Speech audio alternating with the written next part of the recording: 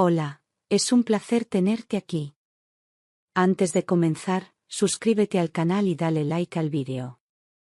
Me llamo Marta Requena, tengo 36 años y llevo 3 casada con Daniel, un hombre que, a primera vista, parecía el equilibrio entre serenidad y firmeza. Nos conocimos en una exposición de arte en Segovia, y desde entonces, su forma pausada de hablar y esa mirada segura me dieron la sensación de estar frente a alguien estable, alguien que no se deja llevar por los impulsos. Durante los primeros meses de matrimonio, pensé que había encontrado lo que tantas veces había creído imposible, una vida tranquila, sin sobresaltos. Pero con el tiempo, comencé a notar una distancia invisible entre nosotros, un silencio demasiado cargado para ser normal. A veces, lo encontraba en el jardín, mirando la casa con una expresión que no sabría describir, como si hablara con algo o con alguien que ya no estaba. Vivimos en una vieja casa en las afueras de Segovia, una construcción de piedra con tejado inclinado y vigas de madera que crujen con el viento. Desde el primer día, sentí que aquel lugar tenía una presencia propia, algo que observaba en silencio desde las sombras del pasillo. Daniel siempre decía que allí se respiraba historia, pero para mí era más bien un aire denso, cargado de recuerdos que no eran míos. Las noches eran frías, y los ruidos del desván parecían conversaciones lejanas que se apagaban cuando yo encendía la luz. Aún así, intentaba convencerme de que era solo mi imaginación. Daniel heredó la vivienda tras la muerte de su padre, un hombre del que hablaba poco y siempre con tono tenso. Decía que esa casa era parte de su sangre, como si cada ladrillo llevara su apellido grabado. No permitía que nadie cambiara nada sin su aprobación, ni siquiera un cuadro. Cuando le propuse pintar las paredes o modernizar la cocina, se mostró reacio, casi ofendido, insistiendo en que las cosas debían permanecer como estaban. Aquella obsesión por conservarlo todo empezó a inquietarme. Con el tiempo, supe que antes de mí había vivido allí con su primera esposa, Clara, una mujer de la que apenas hablaba. Según Daniel, murió en un accidente doméstico hace más de 10 años, al caer por las escaleras del sótano. Me lo contó una noche, sin mirarme a los ojos, mientras servía vino con manos ligeramente temblorosas. Dijo que fue una tragedia, pero su tono carecía de dolor, como si relatara algo ajeno. Desde entonces, cada vez que bajaba al sótano, sentía un escalofrío inexplicable. En el pueblo, algunos vecinos comentaban en voz baja que lo de Clara nunca les cuadró del todo. Decían que aquella noche hubo gritos y que alguien vio luces encendidas hasta el amanecer. Nadie se atrevió a hablar oficialmente, porque Daniel provenía de una familia respetada, dueña de tierras y negocios. Cuando una anciana del barrio insinuó algo, él la denunció por difamación y consiguió silenciarla. A partir de entonces, cada vez que salía al mercado, notaba las miradas curiosas clavadas en mi espalda. La casa, tan vieja como los secretos que escondía, empezó a mostrar su desgaste. Las tuberías del baño goteaban, el agua salía marrón y el olor era insoportable. Daniel decía que no era urgente, que lo arreglaría más adelante, pero ese más adelante nunca llegaba. Me cansé de esperar y empecé a sentirme prisionera en un lugar que parecía deteriorarse junto conmigo. Fue entonces cuando decidí tomar la iniciativa y hacer algo por mi cuenta. Como Daniel odiaba que lo interrumpieran en el trabajo y podía enfadarse por cualquier cosa, preferí no decirle nada. Esa mañana, al notar que el baño estaba completamente atascado, busqué el número de un fontanero local. Llamé a Luis, un hombre que me habían recomendado por su profesionalidad. Le expliqué la situación y aceptó venir ese mismo día con su ayudante. Sentí alivio, pensando que por fin resolvería un problema sencillo, sin imaginar lo que estaba a punto de descubrir. Luis llegó puntual, con mono azul, guantes y una serenidad que inspiraba confianza. Su ayudante, un chico joven, lo seguía cargando las herramientas. Les mostré el baño, pedí disculpas por el estado de las tuberías y les dejé espacio para trabajar. Mientras ellos comenzaban a picar las baldosas, preparé café en la cocina, agradecida por escuchar, al fin, sonidos de reparación. No podía sospechar que cada golpe los acercaba más a un secreto que había permanecido enterrado durante años. Desde la cocina, escuchaba el eco de los martillos contra el suelo y el zumbido metálico de las herramientas. A cada golpe, parecía que la casa respiraba hondo, como si se resistiera a ser abierta.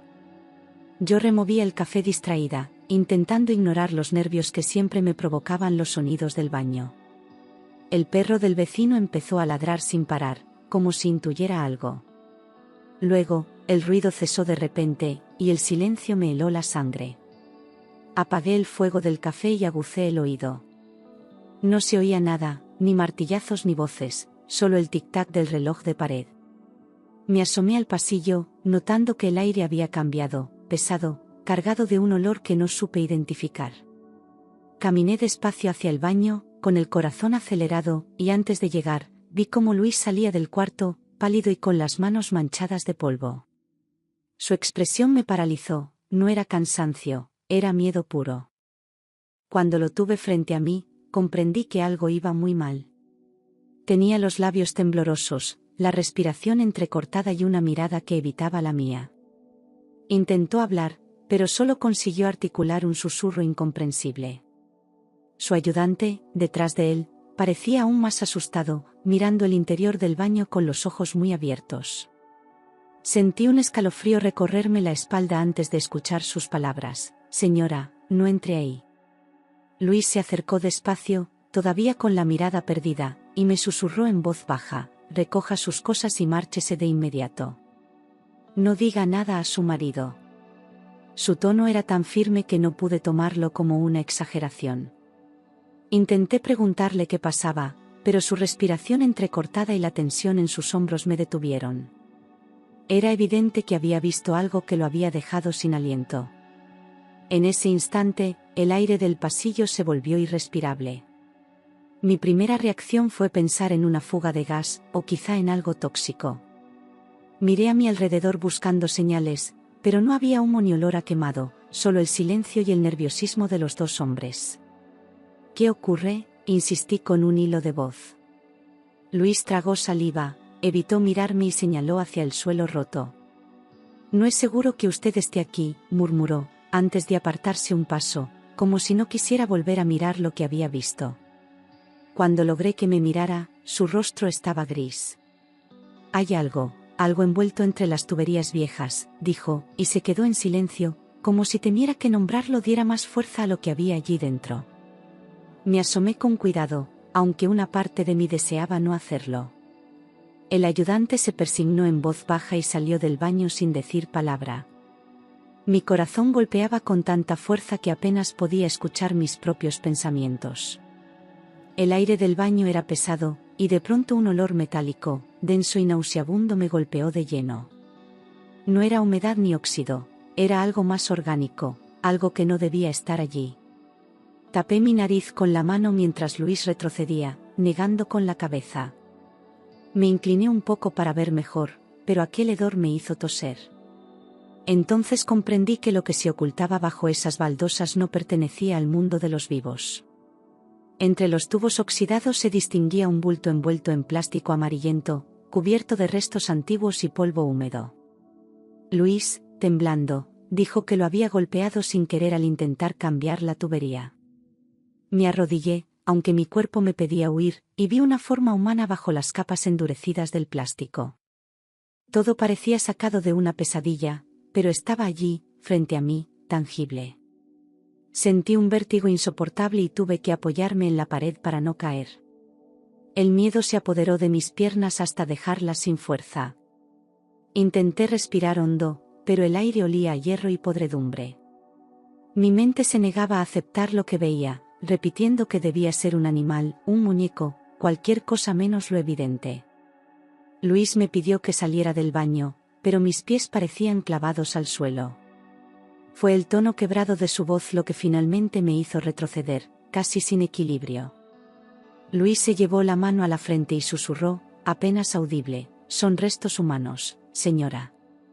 Aquellas palabras me atravesaron como un golpe. Todo a mi alrededor se volvió borroso, el zumbido en mis oídos me impedía pensar. Él se quedó quieto, pálido, como si haberlo dicho lo condenara. En ese instante comprendí que nada volvería a ser igual, y que esa casa guardaba un secreto que no debía haber salido a la luz. Me quedé paralizada, observando el hueco como si fuera una puerta al infierno. Intenté hablar, pero mi voz no salía. El sonido distante de un coche pasando por la calle me devolvió por un segundo a la realidad. Luis respiraba agitado, y el joven ayudante se había marchado a la puerta, incapaz de seguir allí. Sentí que el corazón me pesaba tanto como si fuera de piedra, y quise cerrar los ojos para borrar la imagen, pero era imposible. Luis se apartó unos pasos, temblando, y apoyó las manos en las rodillas como si le faltara el aire. Murmuró algo sobre llamar a la policía, pero luego dudó, temiendo que lo culparan de haberlo roto. Le dije que no se preocupara, que yo me encargaría. A pesar del miedo, algo en mí buscaba entender qué había bajo aquel plástico. Él me miró con una mezcla de compasión y horror, y me advirtió una última vez: no toque nada. Cuando salí del baño, el pasillo me pareció más estrecho que nunca. El aire era tan espeso que parecía un muro invisible. Cada rincón de la casa me resultaba ajeno, como si el lugar donde había vivido se hubiera transformado en otro completamente distinto. Miré hacia la escalera, esperando ver a Daniel aparecer de un momento a otro. Sentí un impulso irracional de huir, pero también la necesidad de saber la verdad, aunque doliera. Con las manos temblorosas, cogí el teléfono fijo que estaba sobre la cómoda del pasillo. No podía pensar con claridad, pero sabía que debía hacerlo. Marqué el número de la Guardia Civil y apenas pude explicar lo ocurrido. Mi voz temblaba, se quebraba entre palabras, mientras Luis me observaba sin moverse, aún pálido. Cuando colgué, sentí un escalofrío recorrerme entera, como si la casa supiera que su secreto había sido traicionado. Llegaron en menos de 20 minutos, 2 coches con luces parpadeantes que rompieron el silencio de la calle. Luis salió a recibirlos y les explicó lo que había encontrado. Yo permanecí en la puerta, inmóvil, abrazando mis propios brazos como si así pudiera contener el temblor. Uno de los agentes me pidió que los acompañara al baño y que no tocara nada. Cuando miraron el hueco, sus rostros cambiaron de inmediato. Ya no eran funcionarios, eran hombres horrorizados. El silencio volvió a caer sobre todos cuando uno de ellos se agachó para examinar el interior. «Madre mía, ¿qué demonios es esto?», murmuró. El otro encendió una linterna y apuntó hacia el plástico endurecido que cubría la figura. El aire se llenó de un olor insoportable, y uno de los agentes se apartó para no vomitar. Yo retrocedí hasta el pasillo, tapándome la boca, intentando no gritar. En ese momento comprendí que ya no había vuelta atrás. Poco después, un técnico forense llegó y, tras un análisis rápido, lo confirmó sin rodeos: eran restos humanos. Dijo que el cuerpo había estado allí más de una década, envuelto en plástico industrial.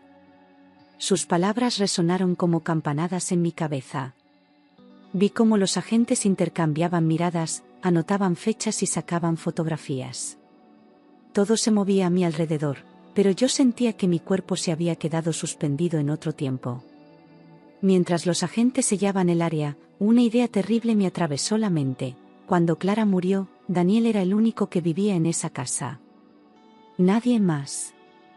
Recordé su insistencia en que no cambiara nada, en conservar las paredes, el baño, los cimientos, todo. Luis, sin querer mirarme, murmuró algo sobre responsabilidades. Y fue entonces cuando sentí por primera vez que tal vez no conocía en absoluto al hombre con el que dormía cada noche.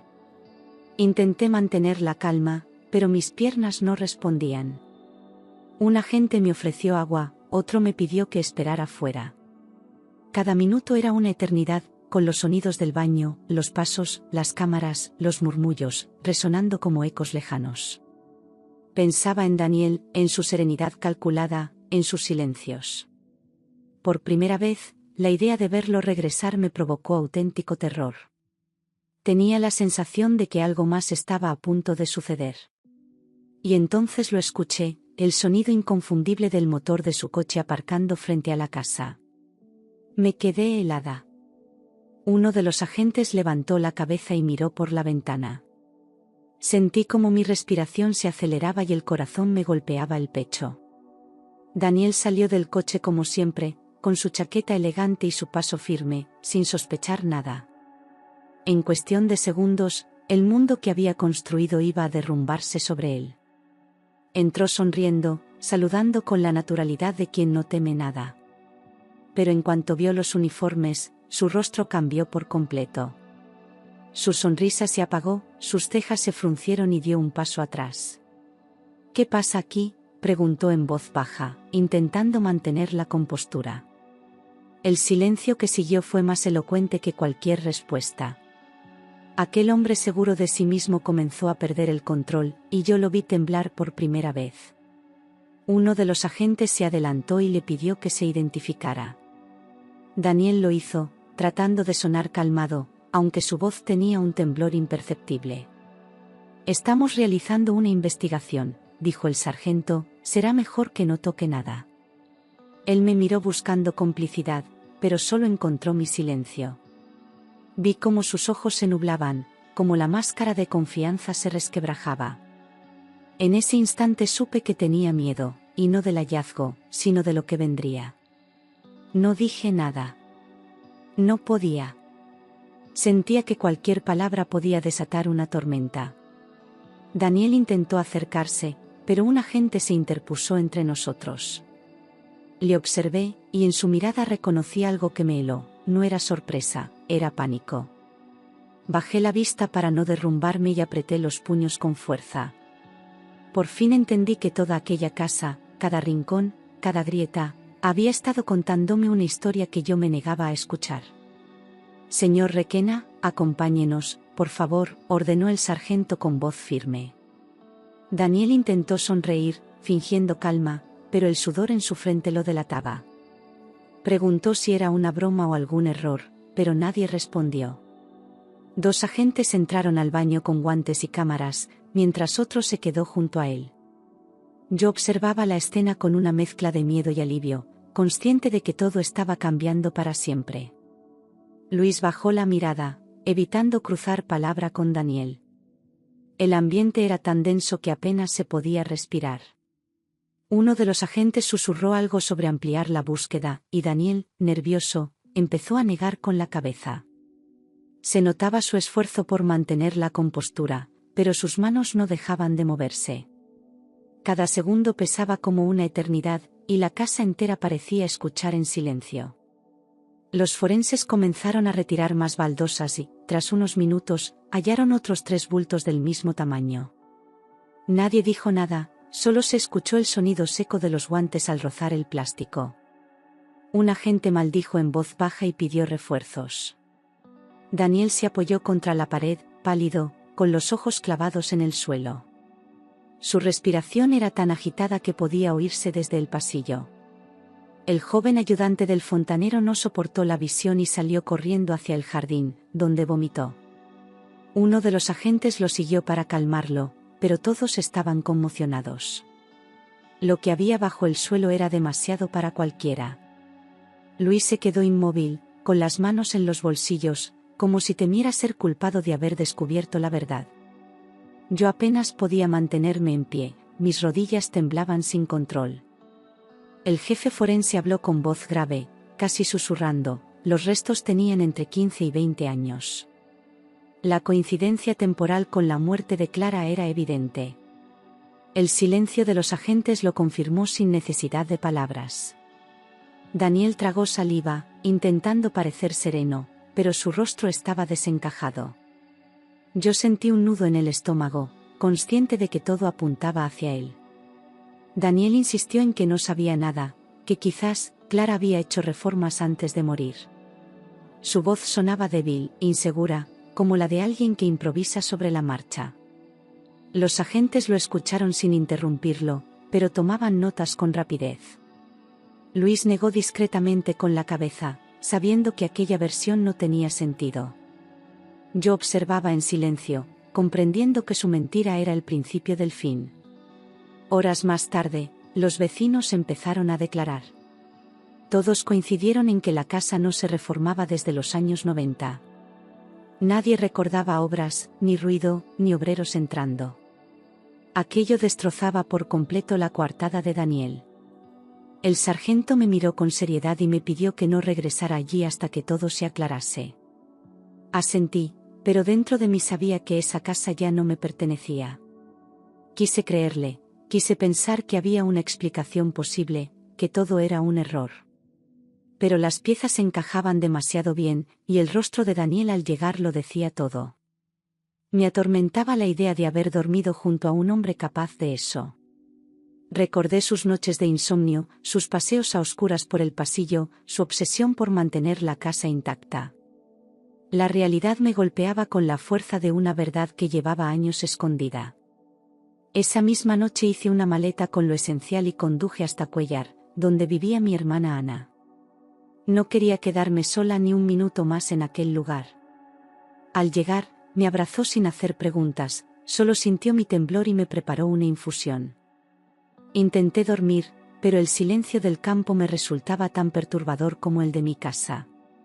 Cada sombra me recordaba a las baldosas rotas y al plástico amarillento. No pude cerrar los ojos. Cada vez que lo intentaba, volví a ver la escena, los guantes, la linterna, los restos. Escuchaba la voz de Luis repitiendo, son restos humanos, como un eco interminable. A las 3 de la mañana, me levanté y abrí la ventana buscando aire fresco, pero el aire nocturno me devolvió el mismo frío de aquel baño. Comprendí que el miedo no se quedaba en las paredes, sino dentro de mí. A la mañana siguiente, mientras desayunaba en silencio, vi el titular en la televisión, restos humanos hallados en una vivienda familiar de Segovia. Mi corazón se detuvo por un instante. Las imágenes mostraban mi casa, rodeada de coches policiales, con vecinos curiosos tras la cinta amarilla. Sentí vergüenza, miedo y una tristeza profunda. Aquella noticia ya no era solo un caso, era mi vida expuesta ante todo un país. Horas después, el teléfono sonó. Era Daniel. Su voz sonaba tensa, casi cortante. No hables con nadie, dijo. Todo es un malentendido, y si te mantienes al margen, saldremos de esto. Sus palabras parecían más una orden que un consejo. Me quedé en silencio, escuchando cómo respiraba rápido al otro lado de la línea. En ese instante, supe que ya no me veía como su esposa, sino como una amenaza. Colgué sin responder. El miedo me paralizaba, pero también me empujaba a pensar con claridad. Si Daniel había sido capaz de ocultar algo así, no podía saber hasta dónde llegaría para protegerse. Cerré todas las ventanas de la casa de mi hermana y eché las llaves 2 veces. Cada sombra en el pasillo me hacía sobresaltarme. Empecé a entender que el peligro no había terminado, solo había cambiado de forma. Esa misma tarde, 2 agentes vinieron a buscarme para una declaración oficial. Fueron amables, pero sus rostros reflejaban el peso del caso. Me explicaron que necesitaban todos los detalles posibles, desde el momento en que llamé al fontanero hasta la llegada de Daniel. Les ofrecí té, pero nadie lo tocó. En el aire flotaba una tensión que parecía mezclarse con el olor a miedo. Les conté todo con precisión, el ruido de las herramientas, el silencio repentino, el rostro de Luis, el olor nauseabundo. A medida que hablaba, revivía cada instante, y mis manos temblaban sobre la mesa. Uno de los agentes me escuchaba sin interrumpir, tomando notas con gesto grave. Al terminar, me agradecieron la colaboración y me aconsejaron que evitara cualquier contacto con Daniel. Asentí, aunque sabía que él no se rendiría tan fácilmente. Días después, los forenses reabrieron el antiguo informe de la muerte de Clara. Descubrieron irregularidades, faltaban análisis óseos y las fotografías del caso habían desaparecido. Nadie entendía cómo se había cerrado tan rápido aquella investigación. El nuevo examen reveló fracturas incompatibles con una simple caída. Clara no había muerto por accidente. Había sido asesinada. El juez de Segovia ordenó reabrir el expediente y relacionar los restos hallados con la desaparición de otras 2 mujeres del pueblo. Los medios empezaron a hablar de el caso Requena, como si fuera una serie de televisión. Cada día aparecían nuevas hipótesis, algunas tan absurdas que me hacían enfadar. Yo solo quería justicia para Clara, y, en silencio, temía ser la siguiente en esa lista que empezaba a crecer. Desde que se enteró del nuevo examen forense, Daniel cambió por completo. Empezó a comportarse de forma errática, llamando a cualquier hora, exigiendo verme, para aclararlo todo. Su tono oscilaba entre la súplica y la amenaza. A veces lloraba, otras gritaba. Mi hermana insistía en que bloqueara su número, pero algo en mí necesitaba escuchar su miedo, porque en él se escondía la verdad. Desde el hallazgo, no volví a dormir en esa casa. Me instalé definitivamente con mi hermana, que intentaba protegerme de todo, incluso de las noticias. Las noches eran largas, pero al menos podía respirar sin temor a que una sombra se moviera tras la puerta. Empezaba a recuperar algo de calma, aunque la culpa me perseguía. Me sentía responsable de haber descubierto algo que tal vez me costaría la vida. Una noche, pasada la medianoche, mi móvil vibró sobre la mesilla. Era Daniel. Dudé en responder, pero algo dentro de mí lo hizo. Necesito hablar contigo, dijo con voz temblorosa. No todo es como piensas. Sentí un nudo en la garganta. Antes de colgar, añadió algo que me heló la sangre. Solo tú puedes entenderlo, Marta, porque tú también viviste allí. Entonces comprendí que aquella conversación podía cambiarlo todo. Puse el teléfono en altavoz y lo dejé sobre la mesa, delante de mi hermana, que me miraba en silencio. Daniel respiraba con dificultad, su voz sonaba rota, como si cargara con algo insoportable. Fue un accidente, dijo al fin. No debía descubrirlo. Clara quería marcharse, y yo no podía permitirlo.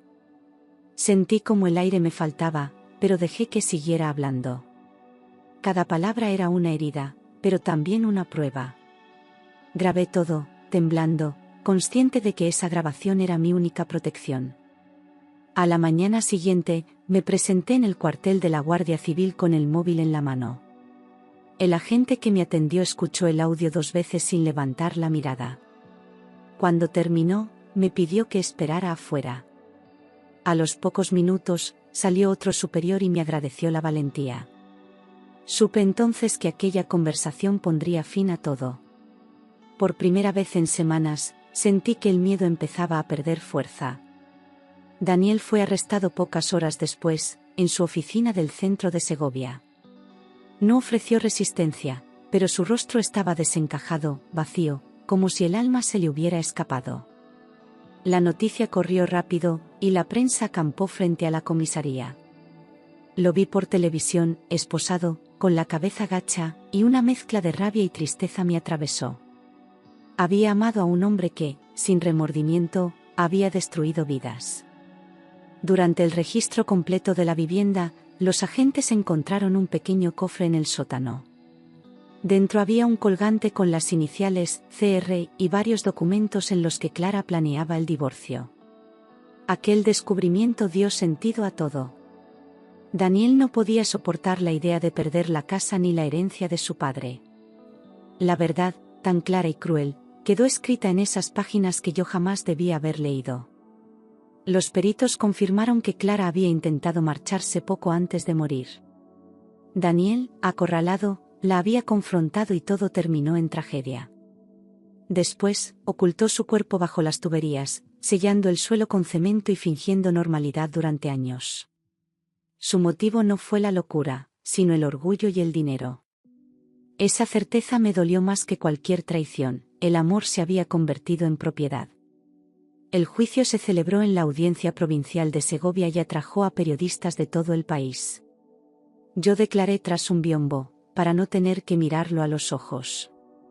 Escuché cómo sus abogados intentaban justificar lo injustificable, pero las pruebas eran irrefutables. Luis, el fontanero, también testificó, con la voz temblorosa pero firme. Aquella sala estaba cargada de dolor, como si las paredes absorbieran el peso de todos los secretos. Tras varios días de deliberación, el juez pronunció la sentencia: culpable de homicidio y ocultación de restos humanos. Condenado a 25 años de prisión sin posibilidad de reducción inmediata. Nadie aplaudió, nadie habló. Yo cerré los ojos, sintiendo un vacío enorme, como si mi vida también quedara enterrada bajo ese fallo judicial. La justicia había llegado, pero la paz seguía lejos. Durante semanas no pude dejar de llorar. Todo lo que había creído amor se convirtió en una mentira cuidadosamente construida. Las noches eran interminables, y el sonido del agua me devolvía al baño, al plástico, al olor metálico. Mi hermana me obligaba a comer, a salir, a respirar. Pero había algo dentro de mí que seguía atrapado en aquella casa, como si una parte de mi alma se hubiera quedado bajo las baldosas. Busqué a Luis para agradecerle lo que había hecho. Nos vimos en una cafetería del centro, y cuando lo vi entrar, entendí que él tampoco había vuelto a ser el mismo. Le di las gracias entre lágrimas, y él solo respondió: «Usted tuvo el valor de mirar». Esa frase se me quedó grabada. Si no fuera por su intuición, quizá yo también habría acabado formando parte del silencio de esa casa. No volví a pisarla. Le pedí a mi abogado que gestionara la venta cuanto antes, sin importar el precio. Ver las fotos en el anuncio inmobiliario me estremeció. Cada habitación parecía esconder una historia que nadie querría escuchar. Nadie quería comprarla, y con razón. Para mí, ya no era un hogar, sino una tumba disfrazada de vivienda. Con cada firma, sentía que cerraba una puerta, pero el eco seguía dentro. Durante meses, el sueño fue mi peor enemigo. Soñaba con el sonido de los martillos, con el plástico rompiéndose, con el agua saliendo roja por los grifos. A veces despertaba gritando, convencida de que Daniel estaba a mi lado observándome. Mi terapeuta decía que era el trauma intentando salir, pero yo sentía que la casa aún vivía dentro de mí. Ninguna distancia parecía suficiente para silenciar aquel pasado. Con el paso del tiempo, empecé a reconstruirme. Volví al trabajo, retomé pequeñas rutinas, y aprendí a no mirar atrás cada vez que oía pasos. Comprendí que sobrevivir no es olvidar, sino seguir respirando pese a los recuerdos. En cada amanecer encontraba un poco de alivio, una razón para seguir. Y aunque el miedo nunca desapareció del todo, ya no gobernaba mi vida. Un año después, llevé flores al cementerio donde reposaban los restos de Clara. El viento era frío y el cielo, gris, pero me sentí en paz. Coloqué las flores sobre su tumba y susurré: «Ya puedes descansar». Por primera vez, no lloré. Miré al horizonte y pensé en todas las mujeres que habían callado por miedo. Aquella visita no era un adiós, sino un pacto silencioso con la verdad. Hoy, cada vez que abro un grifo, el sonido del agua me devuelve un murmullo que me eriza la piel. A veces creo oír su voz, o el suspiro de la casa que ya no existe. Pero en lugar de miedo, siento gratitud, porque todo salió a la luz, porque la oscuridad perdió su fuerza. La casa fue vendida, los fantasmas se fueron, y yo sigo aquí, viva, recordando que el silencio puede matar, pero la verdad, aunque duela, siempre libera. Con el paso de los meses, aprendí a convivir con la ausencia de todo lo que creía seguro. Ya no me asustaban los ruidos del viento ni las sombras en la pared. Me asustaba más el silencio interior, ese que llega cuando una parte de ti ha muerto y la otra todavía no sabe cómo vivir. Sin embargo, empecé a comprender que el dolor, por profundo que sea, también puede transformarse en impulso. Y fue desde ese vacío donde empecé a reconstruirme. Una tarde, recibí una carta certificada del juzgado. La casa había sido finalmente adjudicada a un comprador anónimo. Al leerlo, sentí alivio y tristeza al mismo tiempo. Aquella vivienda que una vez llamé hogar ya no me pertenecía ni a mí ni a mis miedos. Cerré el sobre, lo guardé en un cajón y respiré hondo. Por primera vez en mucho tiempo, tuve la sensación de haber cerrado un ciclo.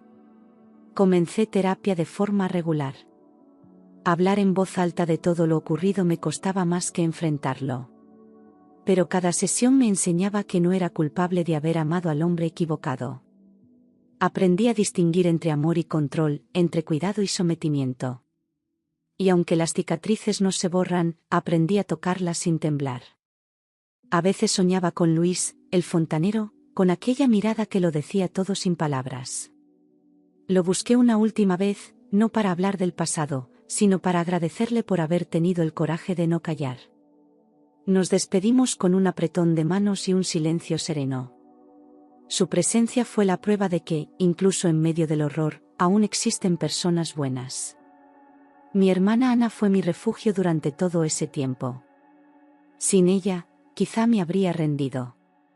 Me recordaba a diario que la justicia puede tardar, pero llega. Me animó a escribir lo que viví, a convertir el miedo en testimonio. Así nació un pequeño cuaderno que guardo aún hoy, con cada detalle, cada olor, cada palabra. No lo escribí para el mundo, sino para mí, para no olvidar.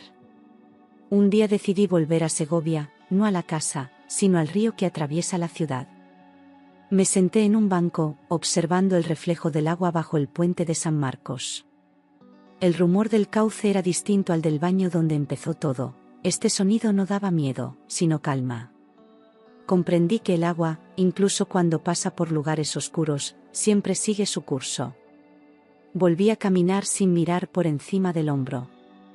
Empecé a enseñar arte en una escuela local, retomando la vida que había dejado en pausa. Mis alumnos no sabían nada de mi historia, y yo tampoco necesitaba contársela. En cada clase, mientras les hablaba de luz y de sombras, pensaba en cómo la vida imita al arte. A veces, solo desde la oscuridad se distingue la verdad del color. Los años pasaron, y Daniel se convirtió en un nombre que ya no pronunciaba. Su recuerdo perdió fuerza, como una pintura que el tiempo va borrando poco a poco. Nunca volví a recibir noticias suyas, pero de vez en cuando, algún periodista insistía en revivir el caso. Yo solo respondía con silencio. No quería fama, quería paz. A veces, en noches tranquilas, abro la ventana y dejo que el viento entre. Me gusta pensar que Clara, de alguna manera, también respira a través de ese aire. Que ambas fuimos víctimas del mismo hombre, pero también sobrevivientes de la misma oscuridad. Le debo parte de mi libertad a ella, a su silencio que me habló desde el suelo. Hoy miro hacia atrás sin miedo. La casa ya no existe, pero la verdad sí. Y aunque el pasado siga dejando su sombra, sé que cada paso que doy es un recordatorio de que sobreviví. No a una historia de terror, sino a una de renacimiento. Porque, a veces, la luz no se encuentra, se construye.